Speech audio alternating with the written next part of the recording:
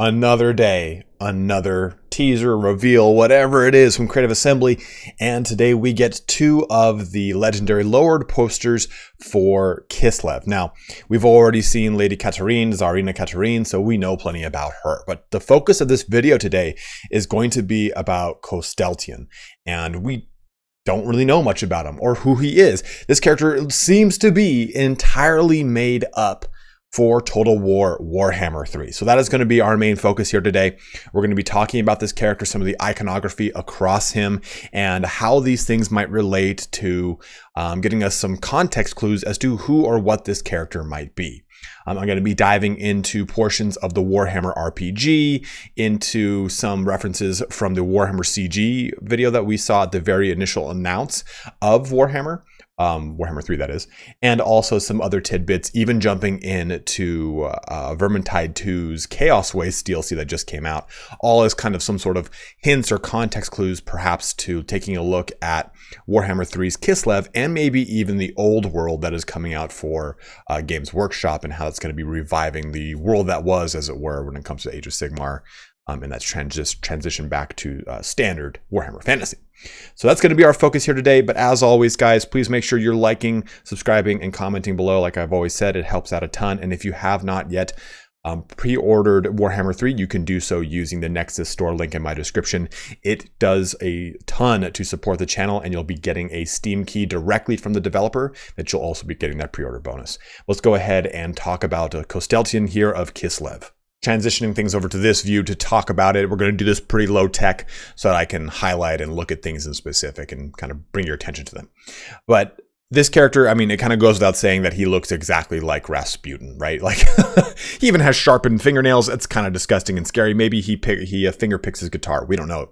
But and just as a heads up, guys, this is all purely speculation. I'm taking a look at a picture. I know as much information as you know, and I'm saying, okay, this looks like these things. We don't really have any official word from Creative Assembly how this character translates into the game, what he fits in the overall Kislev roster, what he fits in the overall Kislev campaign lore.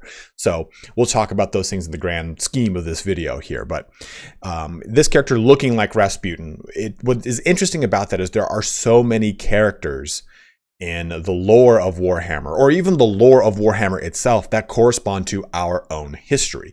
And it is interesting that we don't actually have a Rasputin character in Warhammer Fantasy. The only Rasputin character that we get in Warhammer anything is in Warhammer 40,000. There is an Inquisitor Rasputin, that makes an appearance in a Dark Angels book based off of Cypher. So that's really the only reference that we have of a Warhammer Rasputin. So this character is very unique in that he clearly has that design motif going on. He looks very good, you know, for a man who was shot, hung, drowned, then hung again, then shot again, then drowned again, then fed to wolves and drowned again, then hung again. I don't even know. It's all those things. The Romanovs would be proud. But looking at the actual setup of his color arrangement, it's very similar, especially when we look over here, right? Let's zoom in, Bob. Let's get a close up on that field. We can see this, and it's very similar. And this is very like nitpicky, right? But it's very similar to the color scheme that we get for the Kislev Rebel faction. And that Kislev Rebel faction is black, gold, and an off-white color.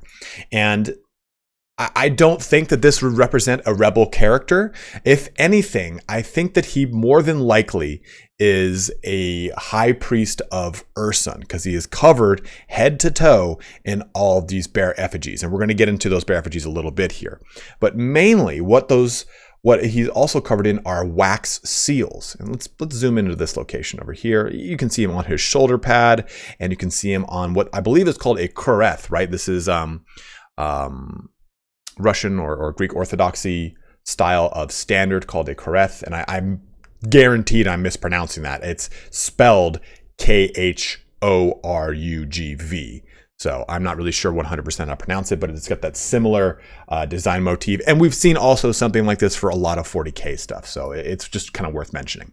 But looking at these wax seals, we get clearly the seal of Katarin, right? Now, this other one here, it really took me a long time to figure out what the hell this other one was. My gut told me, oh, it looks like Boris Ursus, but I didn't have a good picture of him. But as you can see from this picture, this is a good side profile of Ursus, and it kind of matches up very well right here. You can see the beard, you can see the tall helmet / hat. So it has that overall general look to it. I don't really know what this is. This looks to be like a bottle or decanter of sorts, but there are plenty of things that you can kind of look at with all this. But even though these bear symbols are everywhere, and this bear symbol in specific has an actual direct reference in the lore, because I'm always used to the rampant bear banner of Kislev, but there is a rampant bear banner with an axe and that little crown, and it's in the allied contingents. This is a banner that one of the Kossars holds. It doesn't seem to have any relevance to maybe a specific unit or a specific location, because they the locations across the map for like Prague and so on and so forth all have different iconography, and none of them are a rampant bear with a axe and a crown on it. So each one of those cities has something like the Star of Erengrad has an entirely different symbol. Prague symbol is a winged lion. Cat symbol, Katarina herself, she has a bear rampant on a blue field, whereas Boris Ursus has a bear rampant on a red field or maroon field. So this character, this look is just seemingly the only reference I can find to it in anything is in this allied contingent with the Kossars. So I guess it's kind of just worth bringing up.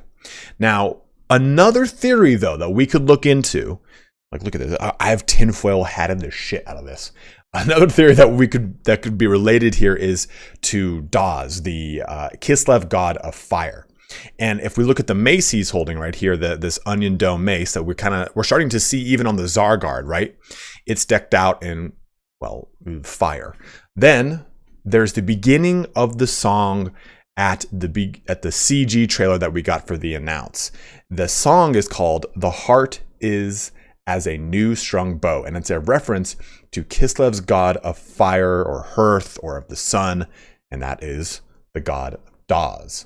Death is like the winter chill. No door can keep it from us. And summer yet may bloom again, though ice be all upon us. So maybe CA is trying to bring more than just Ursun to the table for Kislev.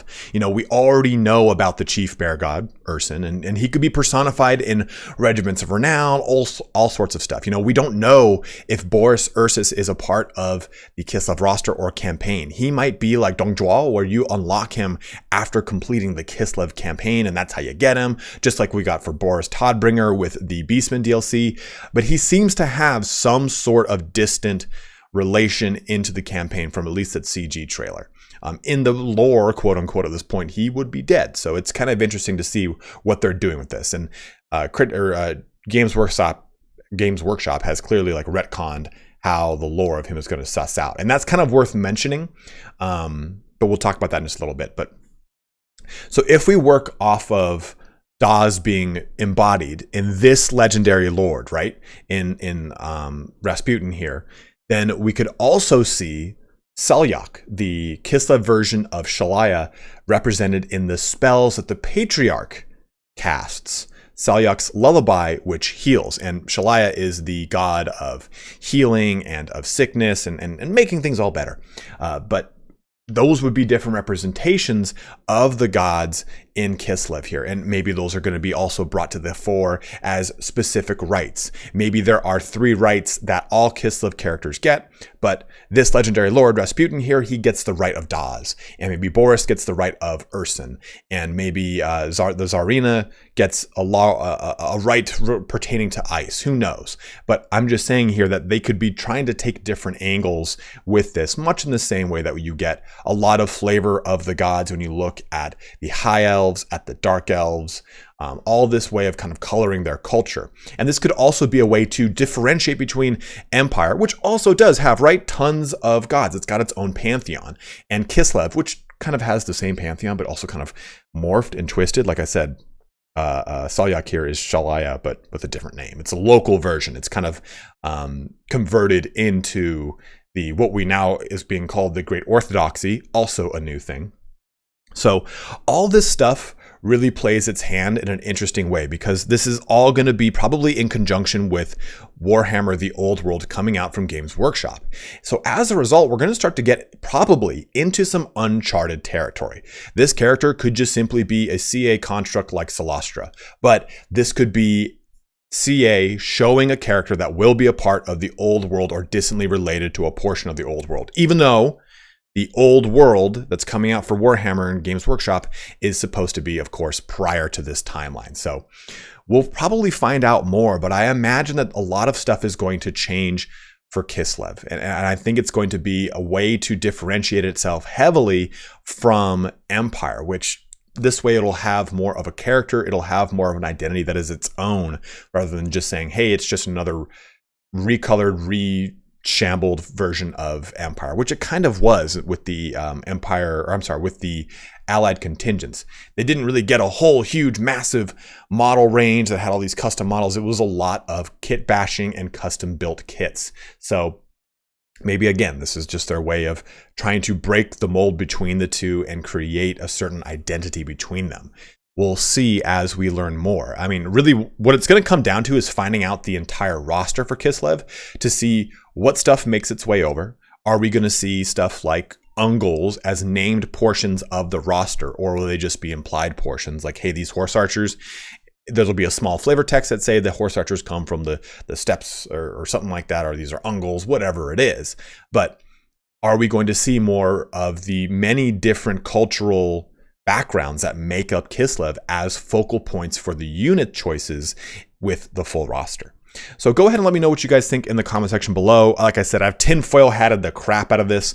The only thing I want to talk about last here is that all of this is kind of nicely packaged in the new Vermintide DLC Chaos Wastes, which actually includes boons named after the Kislev gods. You get Daz's Peculiar Mirth, Salyak's Charity, and Ursun's Fortitude. So again, you see those three things coming up. We've had this conversation in my Games Workshop connection video about how I think that Games Workshop is trying to tie a lot of this stuff together between a lot of its IPs and its own tabletop releases to make more of a cogent story and less of like, yeah, you want to make a game for us?